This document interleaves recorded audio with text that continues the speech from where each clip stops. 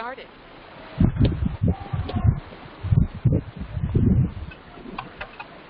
Good afternoon to everyone.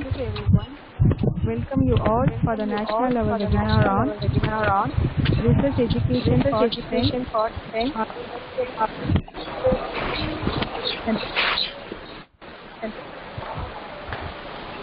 Now I would like to invite Ramakrishnan for the Department of Education Technology.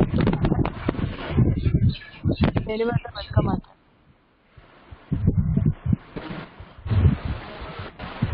Thank you, ma'am.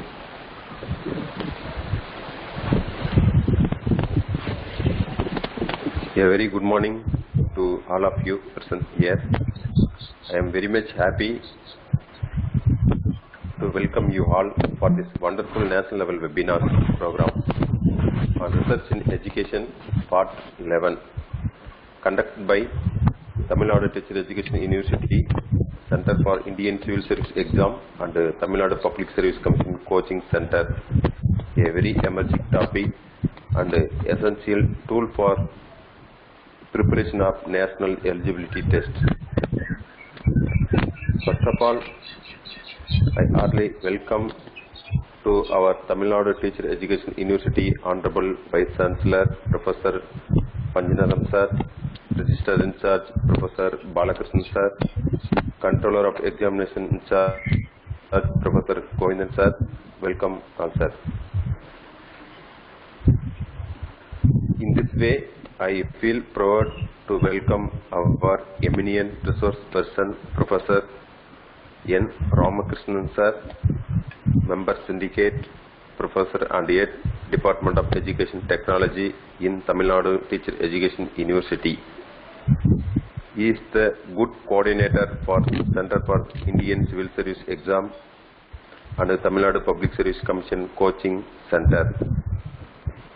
He is the Chairman of Post Affiliation Quality Assurance Committee for Affiliated College of Education in Tamilnadu Teacher Education University. Welcome, sir. Welcome. அடுத்ததாக தமிழ்நாடு ஆசிரியர் கல்வியியல் பல்கலைக்கழகத்தின் அனைத்து துறை தலைவர்கள் மற்றும் பேராசிரியர்கள், இணை பேராசிரியர்கள் மற்றும் துணை பேராசிரியர்கள், கல்லூரி முதல்வர்கள் மற்றும் ஆசிரியர்கள், ஆராய்ச்சி மாணவர்கள் மற்றும் முதுகலை மற்றும் இளங்கலை கல்வியியல் பயிலும் அன்பு மாணவ செல்வங்கள், உங்கள் அனைவரையும் அன்புடன் இனிதே இந்த இனிய நிகழ்ச்சிக்கு வரவேற்கிறேன். Thank you, ma'am. Thank you, sir. Sir, give a presenter option, sir.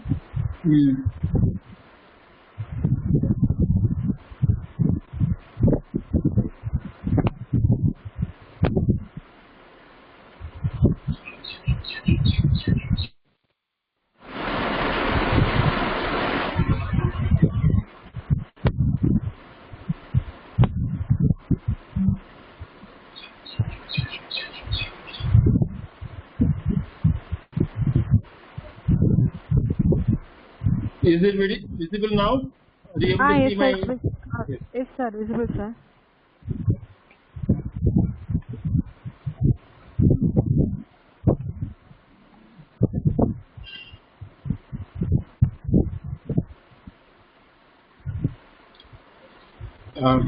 Very good afternoon to one and all present here. Very good afternoon, students. And I take immense pleasure in continuing these classes on research in education. Now the part 11 I am going to take. So in this part 11 we are going to discuss these things. Let me show you in this slide. Testing of hypothesis, levels of significance, power of statistical test and effect size, parametric techniques, non-parametric techniques, conditions to be satisfied for using parametric techniques. These are all the things we are going to discuss in this particular webinar. So now let me take you to the previous session. In the previous session, and then we discussed about the scales of measurement, and we discussed parametric qualitative analysis, quantitative analysis, and last class we discussed about methods of central tendency, and the measures of variability, and we discussed all these things. Now in this class, let us discuss these testing of hypothesis, levels of significance, power of statistical test and effect size, parametric techniques, non-parametric techniques, conditions to be satisfied for using parametric techniques. Now let me show you the slide testing of hypothesis. And what do you mean by hypothesis? Hypothesis is an assumption about the population parameter. A parameter, there is a difference between hypothesis and parameter. Hypothesis is an assumption about the population parameter. A parameter is characteristic of the population, like its mean or variance. The parameter must be identified before analysis. I assume the average weight of this class is 58 kg. So you see, the person is assuming that the average weight of the class is 58 kg. This assumption is known as hypothesis, and the average weight of this class is a parameter. Now I think you will be you can easily understand. Suppose if I say that, and all girls are obedient, that means it's a parameter, and 90% of the girls are obedient, that is statistic. And if I assume that, and 100%, all 98% of the girls are obedient, and that means this is assumption. Once again I repeat, if I say that 90 out of 100 girls in this class are obedient, and that is known as parameter. And if I say that 90% of this population is obedient, that is known as statistic. Then if I say the same statement in different way, that is that I assume that all the girls in the class are obedient. That means hypothesis. Hypothesis. I would like to give some examples. Suppose the fan is not running. Now, what may be the hypothesis you will be framing, and you will be giving hypothesis is nothing but assumption or temporary solution to a problem, and you will be assuming that the fan leaves or bent, the motor is not functioning, the power is not there, and the bearing is not proper. Then the coil is burned. So we will be giving so many reasons for the fan is not running. So if we give so many assumptions, these assumptions are known as hypotheses. Then I can give a lot of hypotheses. Suppose before you are going to a shop, you assume that all the articles that you want to purchase will not be there. That means null hypothesis. Suppose your mummy is asking you to go to a grocery shop.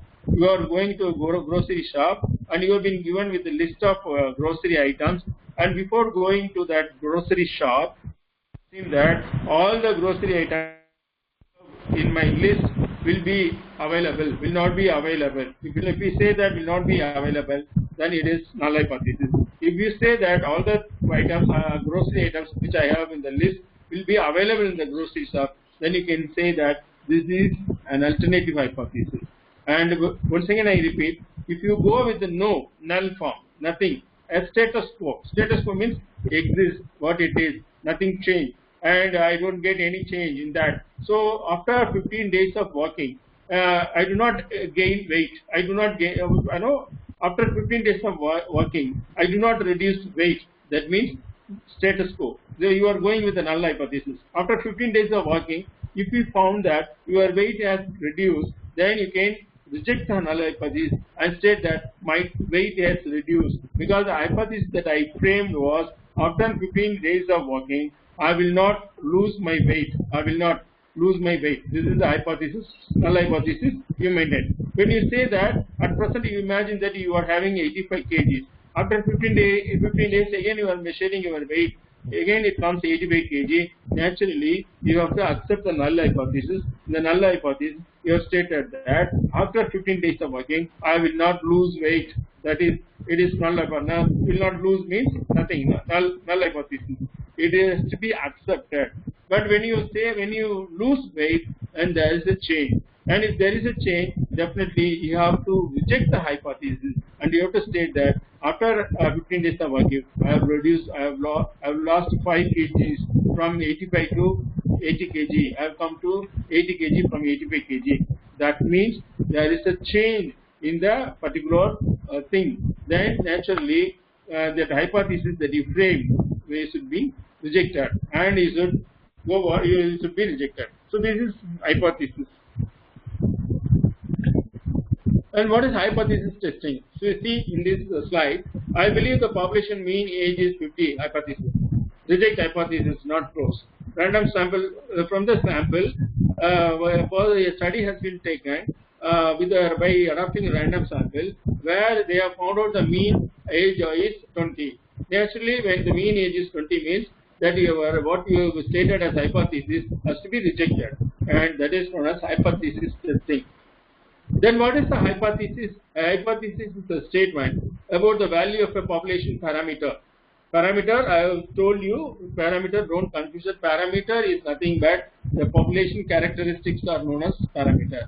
The population parameter developed for the purpose of testing. Examples of hypothesis made about a population parameter are the mean monthly income for systems analysis is $3,625. The 20% of all customers at Bowen's Shop House return for another meal within a month. If you state some statement about the population characteristics, population like that is known as hypothesis. This slide will best explain to you what is alternative hypothesis, what is null hypothesis. See, application of biofertilizer X increase plant growth. This is alternative hypothesis, where we do not say the status quo. Status quo means the present situation. We do not say the present situation. Where what do we say? We say that application of biofertilizer X increase plant growth. This is same to what I gave as example. After 15 days of working, I will reduce weight. That is alternative hypothesis. Here see, application of biofertilizer X do not increase plant growth. The same. And if I say that after 15 days of working, I will not lose my weight. If I say that is null hypothesis. If I say that after 15 days of working, I will lose my weight means this is alternative hypothesis. The same, if I say after 15 days of working, I will not lose my weight, that means null hypothesis. No, is it clear? Once again, slowly I say the example that I gave to you. After 15 days of walking, I will lose my weight. That means you are going with a positive assumption. Definitely it will happen. With that aim you are saying, I will lose after 15 days of walking. After 15 days of walking, I will lose my weight. With the assumption of positivity you are saying, that is alternative hypothesis. There the same sentence, after 15 days of walking, I will not lose my weight. See the difference between after 15 days of working, I will lose my weight. After 15 days of working, I will not lose. If you say like null hypothesis, here see the null hypothesis examples. Cat show no preference for food based on shape, and you are giving some experiment, and the plant growth is not affected by light, color, and age has no effect on musical ability. So you can go with the number of assumptions, number of null hypothesis. Null hypothesis is nothing but status quo. There's an existing situation. But after your study, after taking sampling, after adopting techniques, analyzing the data, you can come out with a different. If you come out with a different finding, the hypothesis that you made should be rejected. Types of hypothesis. Another example. The null hypothesis states that there would be no significant correlation between IQ and the depression score in college students. This hypothesis would be tested using a random sample of 200 students from one university.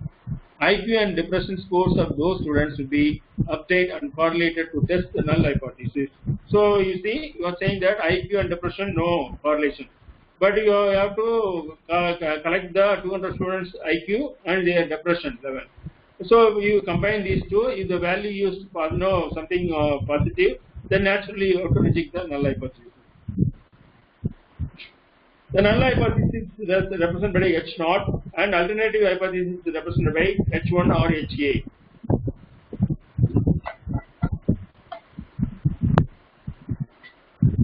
types of errors. Now let me give you example for types of errors. There are two types of errors: type 1 error and type 2 error. The purpose of hypothesis testing is to reject or not reject the null hypothesis based on statistical evidence. Suppose I will say one thing: there is no fight between. Suppose you in your home, you assume that you and your brother are always quarreling. So I say example, and in your house, I go with the null hypothesis that there was no fight between sister and brother in my home. I go with the null hypothesis. But after going and inspecting the house, I see a lot of objects are here and there, and I found they have already fought and they have broken some items in the home. If I have found out, then what I have to do? What was the hypothesis that I framed for this? There was no fight between brother and sister in my home. But I go and I found some evidences at my home that some vessels are broken, some things are broken. Then I take and I inquire about them, and they say that the brother attacked sister, sister attacked brother, and they had a fight at home, and they have broken some household things. Then the finding is that there was a fight. So naturally, what I have to do, I have to reject the null hypothesis, and I have to state that there was a fight. There was no fight, and then I will be saying that there was a fight. Brother attacked sister. This is the finding that I have to say. This is suppose if I do not say. So I have suppose the same assumption I am going. So there was no fight between brother and sister, and there was no fight between brother and sister with the assumption I am going inside, and I find the home is perfect, no nothing has happened, and they were quietly studying. Then I can conclude that there was no fight between them. But in type 1 error, what I will be doing, I will be rejecting the null hypothesis, but there was no fight. Rejecting the null hypothesis means there was no fight. That was the hypothesis which I framed. But I enter into home, I see all the things in my home are proper, and both of them are sitting quietly. Both of them are reading. This is the fact. Definitely, the hypothesis has to be accepted.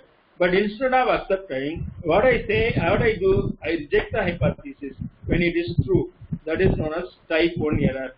Now, type 2 error. Again, now when null hypothesis is not rejected, despite the test on data showing that the outcome was false. Suppose the same condition. There was no fight between brother and sister in my home. I went inside. I found that there had been a fight, and they have thrown the household items in different parts of the house, and there was a lot of broken materials. Then I found that there was in fight, but instead of not rejecting, what I do, I reject instead of I'm rejecting, but the things actually there was a fight. But then what I have to do, I have to accept, but I have not accepted. The null hypothesis is not rejected, but I accept that. The null hypothesis is not rejected. But there was a fight, but I do not reject the hypothesis. The hypothesis is that there was no fight between brother and sister at my home. But after seeing that, there has been a fight, but actually what I have to do, I have to reject the hypothesis, but I have not rejected the hypothesis. That is known as type 2 error. So this is type 1 error and type 2 error. Type 1 error, probability of rejecting the null hypothesis when it is true. Type 2 error, probability of failing to reject the null hypothesis when it is false. So in the earlier case, we are rejecting it, but there was a quiet home. But in the later case, we are not rejecting, but the houses are house is full of broken materials. So you can take these two. When the house is quiet and calm, what we say, we do not reject the hypothesis. When the house is full of broken materials, we are rejecting the null hypothesis. Rejecting means accepting the null hypothesis. That means that this is known as type 2 error.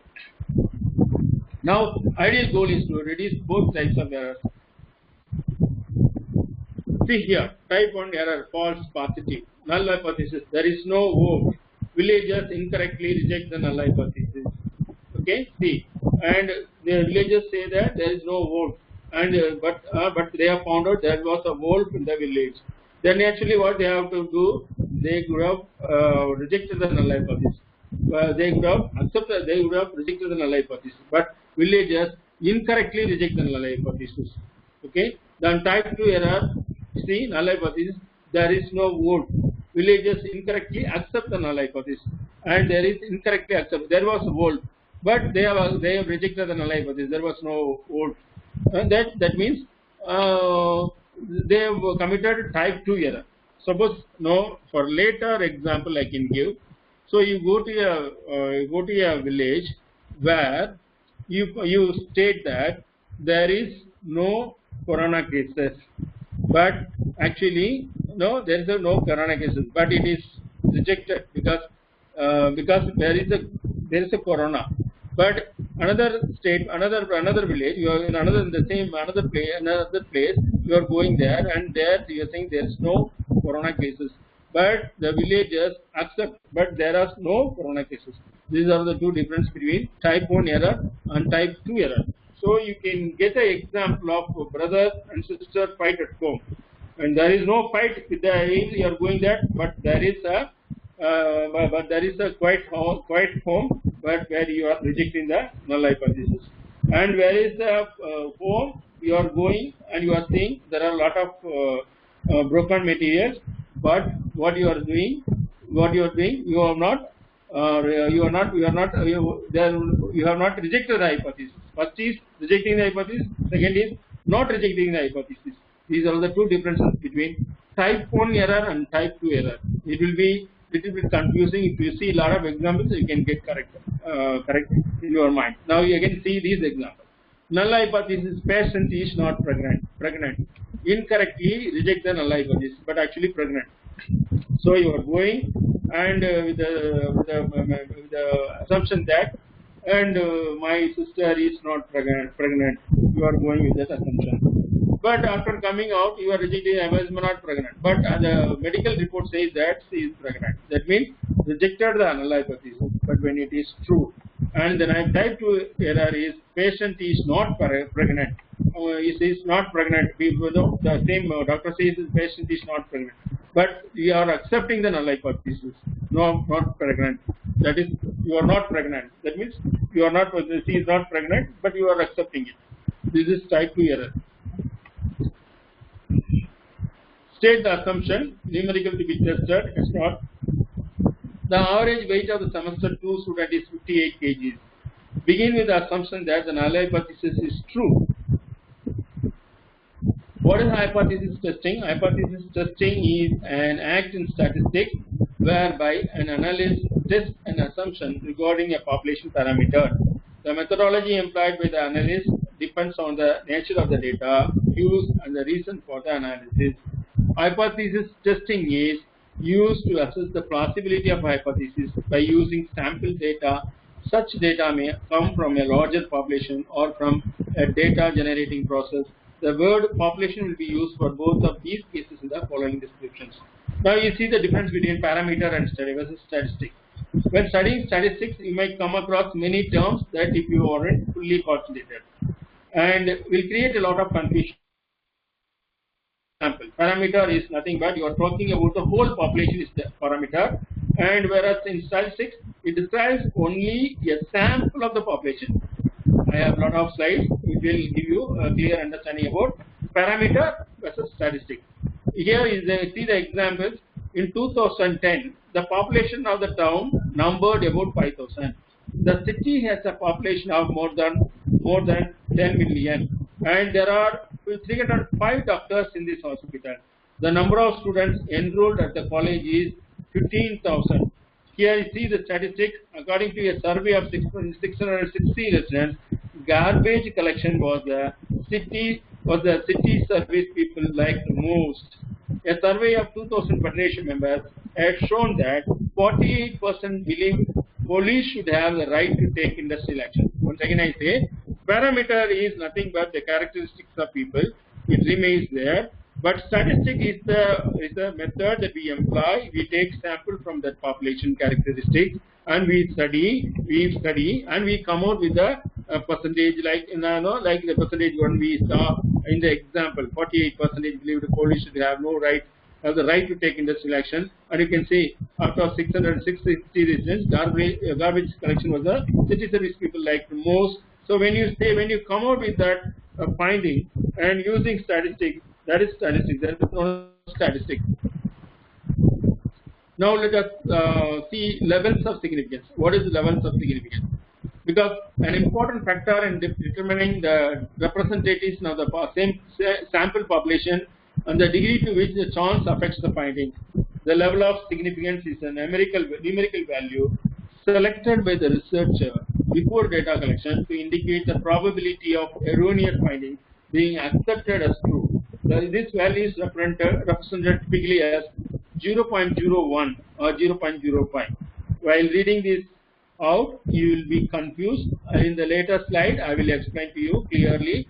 Level of significance is determined by the researcher. It is symbolized by A, is affected by the sample size and the nature of the experiment.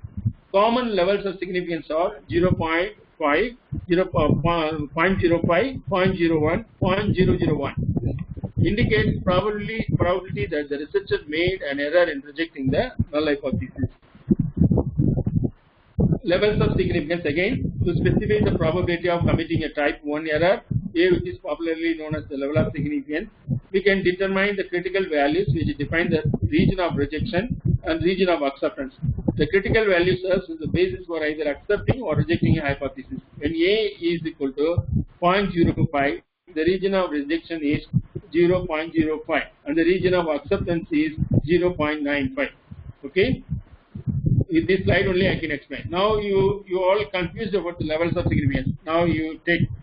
So normally we are conducting survey, or we are doing some inferential analysis, and before we are doing inferential analysis, what we are going to analyze population characteristics. Suppose I am taking the garbage collection, the same one example that we saw in the statistics. I am taking garbage collection in the city. I have taken this as an example.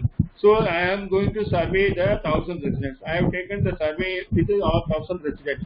I am getting the data here. Now I am employing statistics.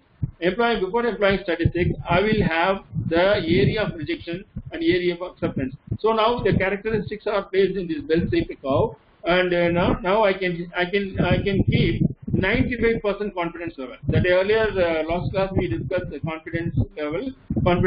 Here I will say that 95%. My case is my finding is correct. 95%. It is only 0.5% only for chance error. 0.05 only for chance error. Remaining 0.95% it is correct. 0.95% it is correct. The remaining 0.05 only it may be the finding may be with regard to chance error.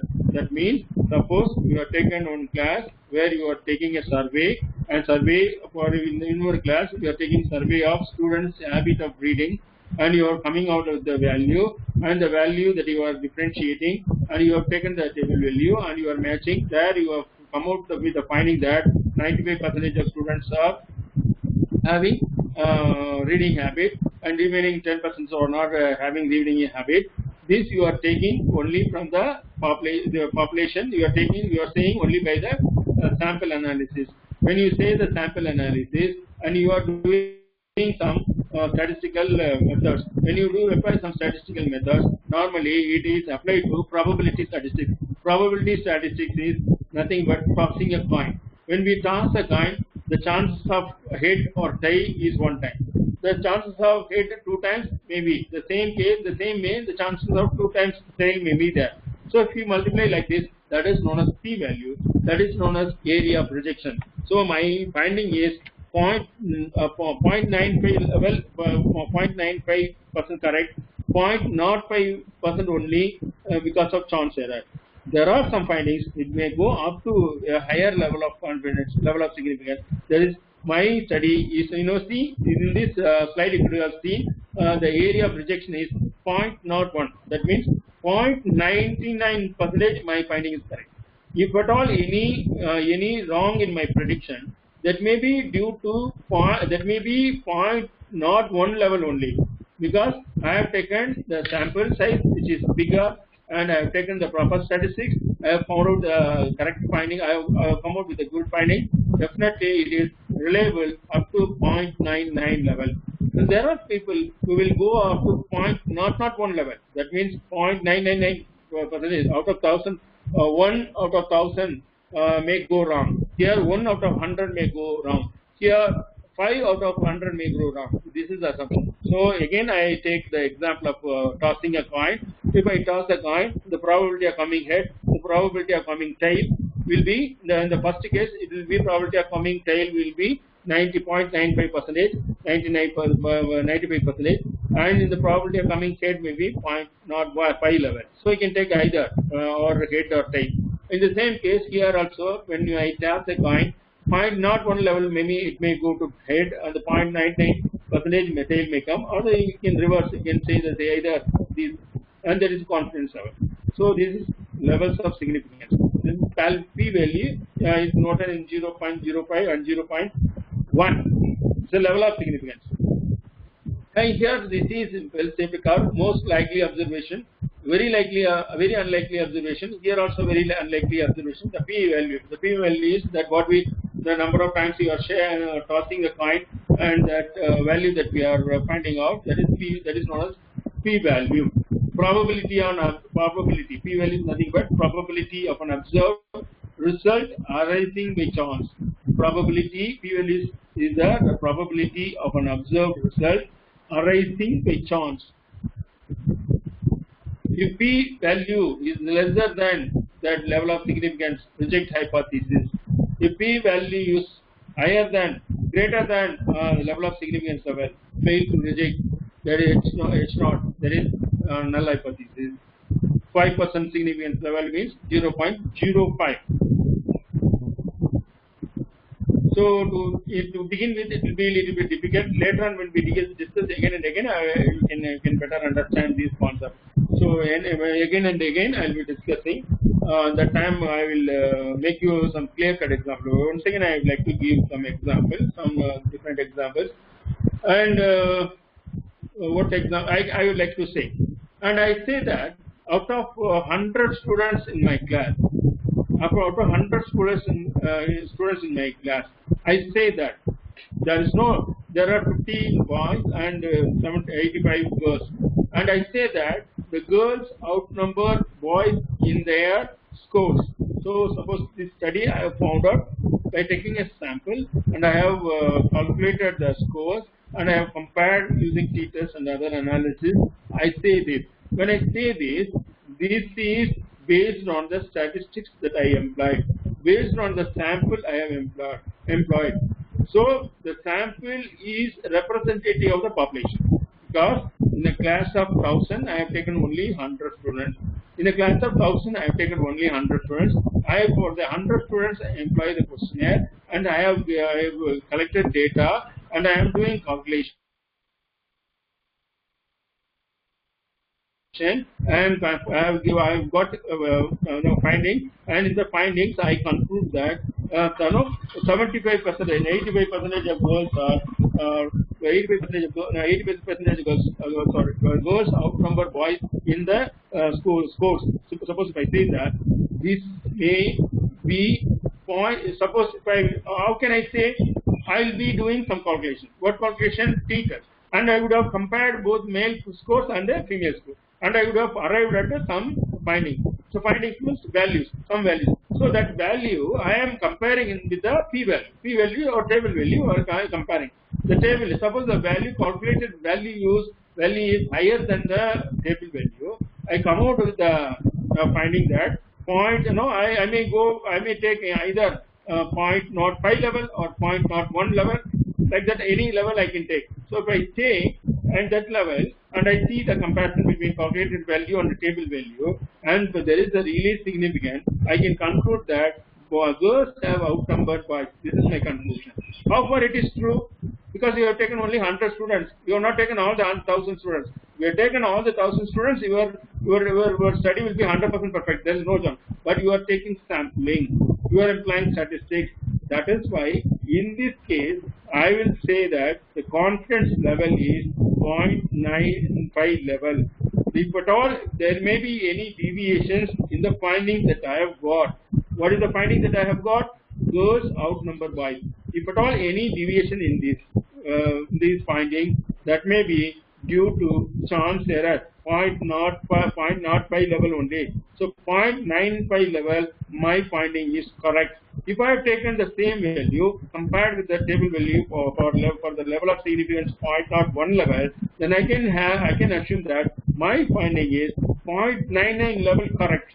0.01 level only due to chance error. There may be some chance errors because while taking sample 100, I might have left 1 or 2 students which they might have got extreme scores. Like many mistakes, small errors might have committed, and that error is only left only for 0.01.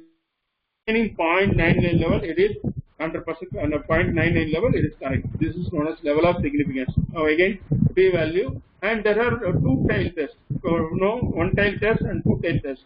If the value, if you are going with the assumption in one side, and again the same sample, same example I am taking. After 15 days of working, my body weight will reduce. If I go with the assumption, it is one tail. And if I say that after 15 days of working, there won't be any change in my weight, that means it's two tail, so no end.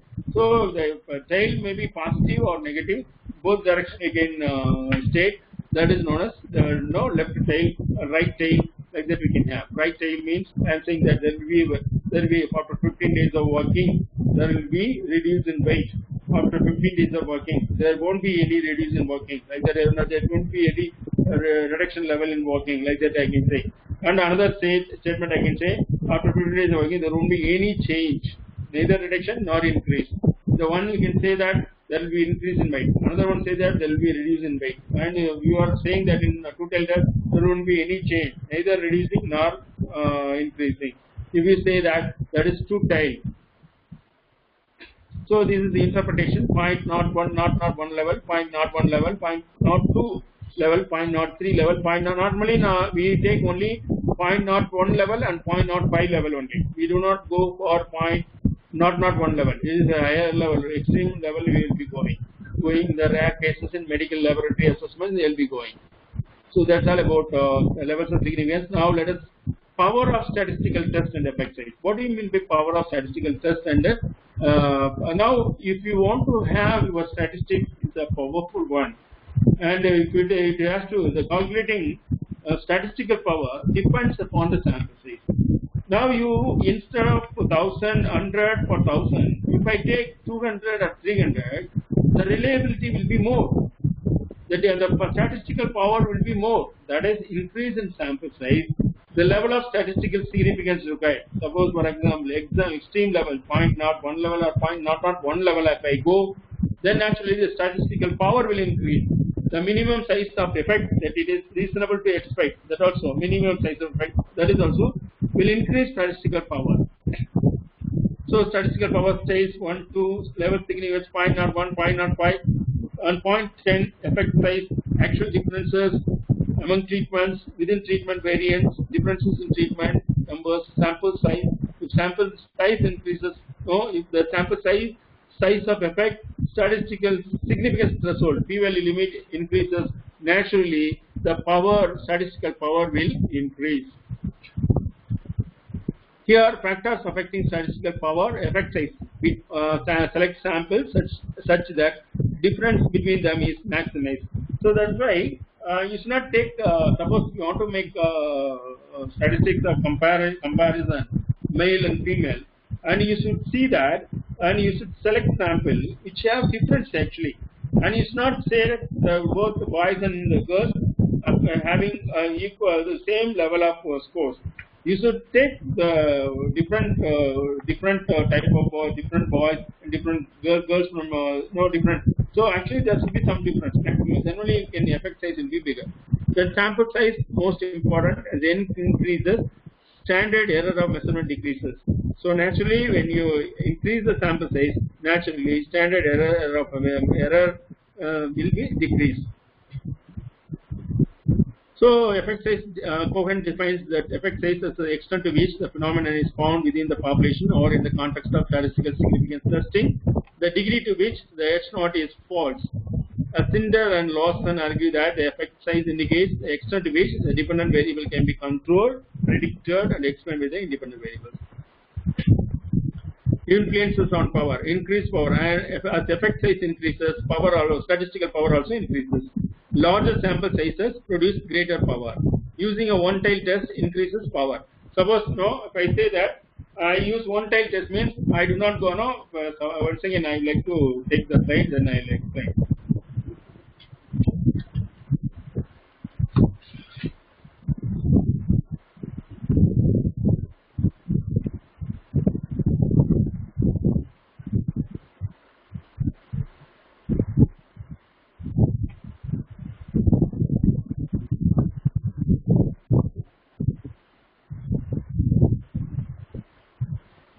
Here, I like to show the levels. I mean, I have to show the levels of the units, where I have shown you some probability curve.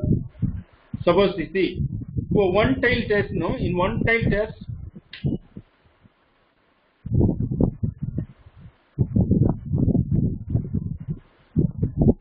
here see, in one-tailed test, here, in the two-tailed test, see, here 0.25 level rejection, and the left side 0.25 level rejection, and the right side also 0.25 level rejection.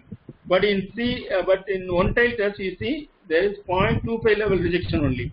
So maximum dependability, the statistical power will be in the one-tailed test, the two-tailed test. The two-tailed test here, in the left side also, both left side and right side you are rejecting. But in one-tailed test, you are rejecting only the one side, no one side, 0.25 only. That is why there will be more statistical power if you in one-tailed test. Now let me show you parametric techniques. And we have already discussed enough discussed about parametric test. Parametric test means the test which is used for a parametric assumption. Parameter is nothing but population characteristics. The tests which are all suitable for parametric assumptions are Z-test, T-test, independent, T-test. T-test, there are different type of T-tests. In that, independent, unpaired T-test, paired T-test, and ANOVA, analysis of variance, one-way ANOVA and two-way ANOVA. These are all parametric tests. And parametric methods are used when we examine sample statistics as a representation of population parameters when the distribution is normal and the data are scale normally distributed. If the population characteristics are normally distributed, definitely we will go for parametric test. If it is not normally distributed, then we will go for non-parametric test. I have given a lot of examples in the earlier classes. Once again, I will give. A normal distribution tends to have the same number of data points on one side of the distribution as it does on the other side. People will be equally distributed. For this bell-shaped curve, I have already told you. We assume that in the right side +1, +2, +3. In the left side -1, -2, -3. So I have already told you there are people who will be very studious all the time reading in your class. There are students who will be all the time reading. You put them in +3. And there are students who will be reading lesser than that first student. Then you can put in +2. And there are students who will study occasionally, that you can put them between +1 to -1.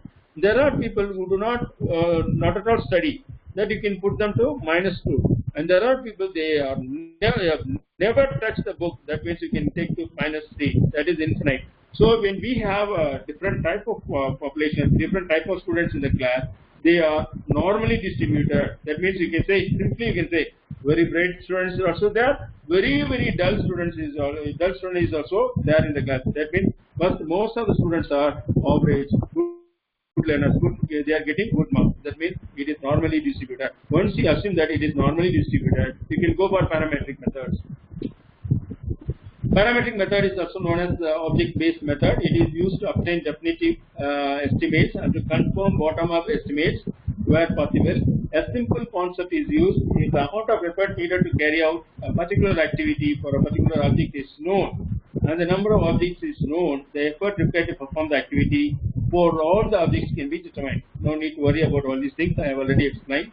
And this is parametric test versus non-parametric test. In the non-parametric test, you see in the green color, it makes assumptions about the population. Again, I am saying population characteristics is parameter, and this parametric test, we are making assumptions about the population. Here, in non-parametric test, we do not make any assumption, no hypothesis. Here, uses a normal probabilistic distribution. Here, the distribution is arbitrary. In other terms, distribution free.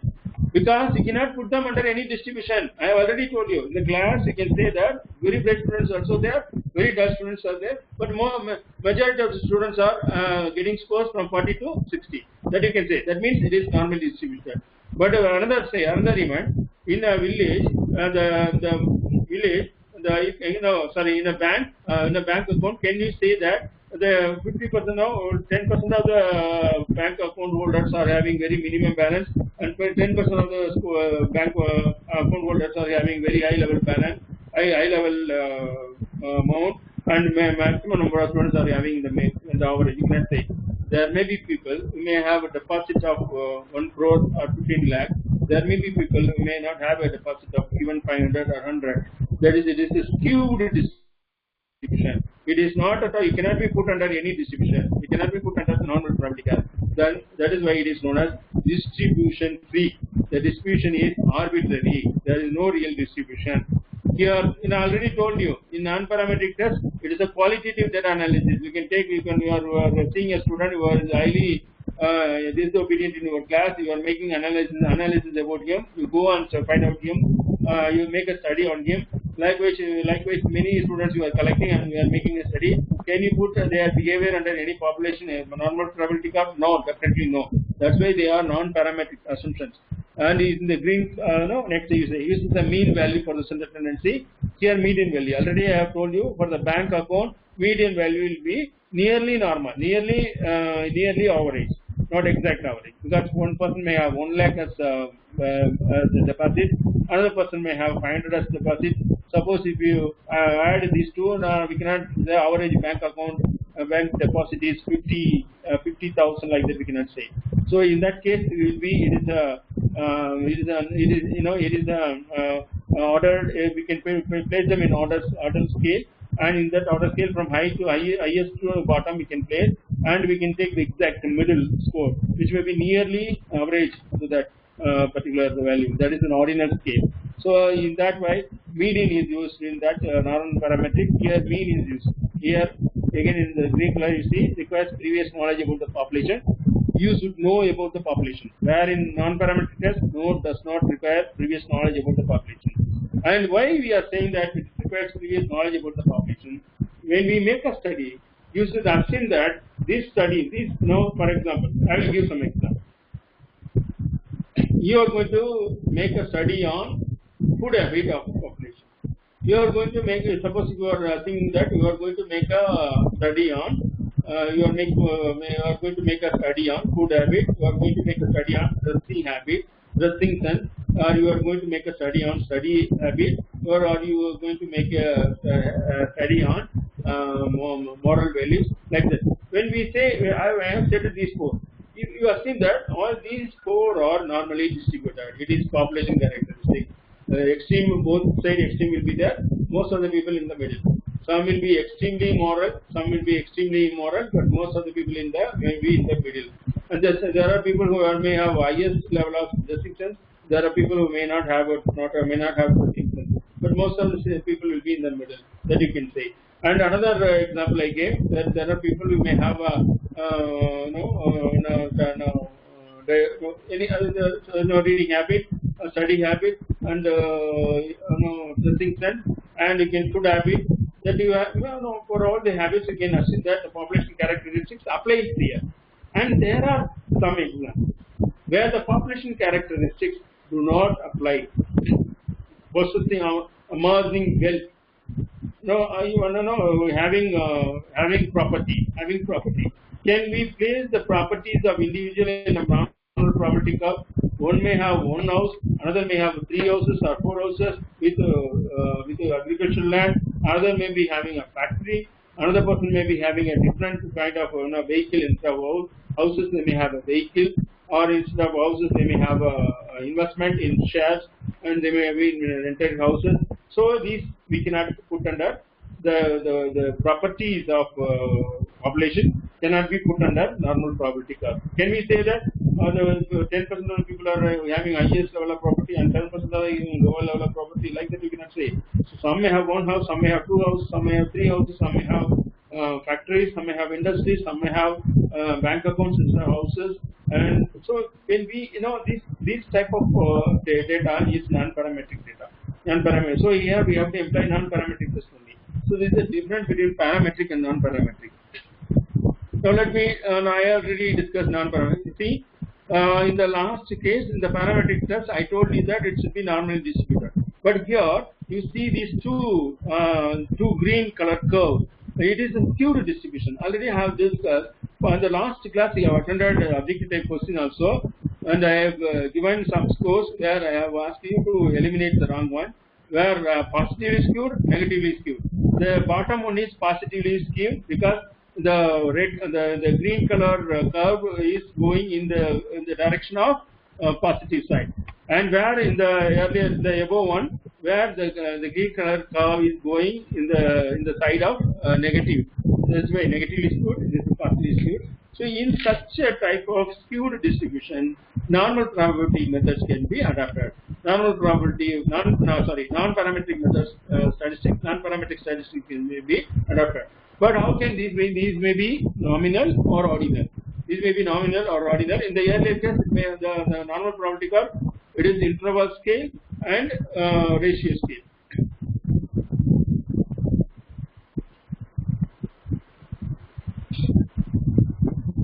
Now let us see. Parametric test, independent samples t-test, paired sample t-test, one-way ANOVA, one-way repeated measures ANOVA, non-parametric test, man-Whitney test, Wilcoxon signed rank test, Kruskal-Wallis test, Friedman's ANOVA. Now the conditions to be satisfied for using parametric testing technique. What are the conditions which are required for using parametric techniques? Now you see, distribution. For parametric, it should be a normal distribution. For non-parametric, no distribution is required. And assumed variance should be homogeneous. Here, no homogeneous. Type of data, here in parametric, ratio or interval, or in non-parametric, ordinal or nominal. And data set relationship, independent, here no any. Measures of see here in parametric mean, in non-parametric median. Correlation test here Pearson, and correlation for non-parametric test Spearman-Brown prophecy, like this they will be saying. Pearson's product moment correlation, here Spearman's pro. Then independent measures, two groups, independent measures t-test, here man-Whitney test. In the equivalence of t-testing in non-parametric test is man-Whitney test. Here independent measures greater than two groups, then one-way independent measures ANOVA. Here Kruskal-Wallis test is equivalent of ANOVA. Here repeated measures, two conditions, matched pair t-test. Here Wilcoxon test. Repeated measures greater than two conditions, one-way repeated measures ANOVA. Here Friedman's test is equivalent of this ANOVA. Now you see data type, ratio or interval to parametric. Again mean, Pearson, Spearman, independence t-test, one-way independent measure ANOVA, matched pair t-test. This is for parametric, non-parametric, median, Spearman, man-Whitney, Kruskal-Wallis test, Wilcoxon test, Friedman's test. Here, parametric evaluate the hypothesis for a particular parameter, usually population mean, quantitative data, require assumptions about the distributional characteristics of the population distribution, normal shape, equal variance, more powerful than non-parametric test when assumptions met. Here in non-parametric, evaluate hypothesis to entire population distributions, quantitative, rank, qualitative data, ordinal data. Require no assumptions, distribution free. So use with non-normal distributions, and when variances of the groups are not equal, generally easy to compute. That's all. So in this class we have discussed, and what are the things we have discussed? Let me show you. We have discussed testing of hypothesis, levels of significance, power of statistical test and effect size, parametric techniques, non-parametric techniques, and conditions to be satisfied for using parametric techniques. That's all for today. Let us see in the next class with the following items in the unit C. And once unit C is finished, then we will go to unit D. Then with the unit D, everything will be over. I think in for our 5 sessions, the entire unit, entire syllabus on research and education as per UGC syllabus will be covered. Thank you so much for your patient listening. Now the time for discussion.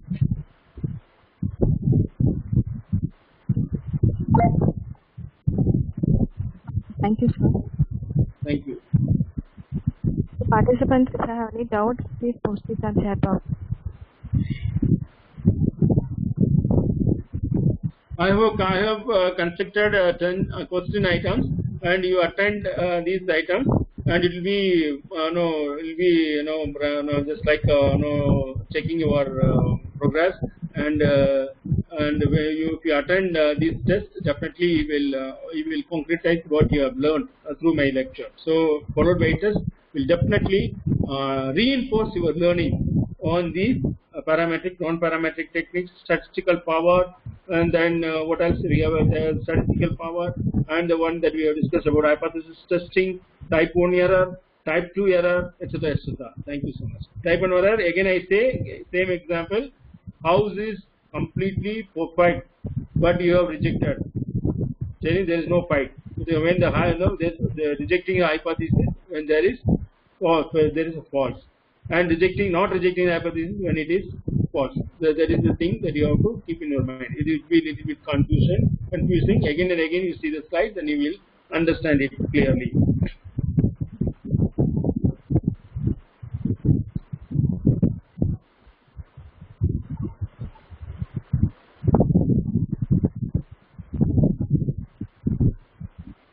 Sir, no questions, sir. Okay, we can give feedback link and we can conclude. Thank you so much.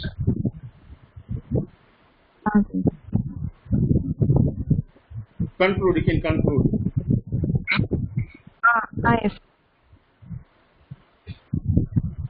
Thank you, sir. Thank you for your session was very effective. Now I would like to invite Mr. Damodaran, sir. This is Scholar, Department of Education and Technology, Tamilnadu Education University. Damodaran. Yes, ma'am. Hi.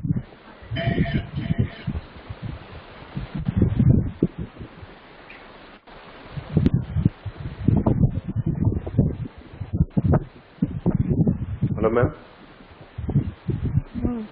Sir?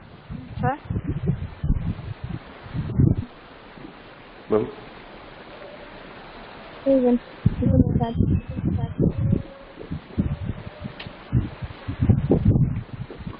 Hello, ma'am. Audible? Yes, sir. Audible, sir. Okay. Good afternoon to one and all. I am very much happy to propose a word of thanks on this occasion. First of all, I wish to express my special thanks to our Tamilnadu Teacher Education University Honorable Vice Chancellor Professor N. Panjananam sir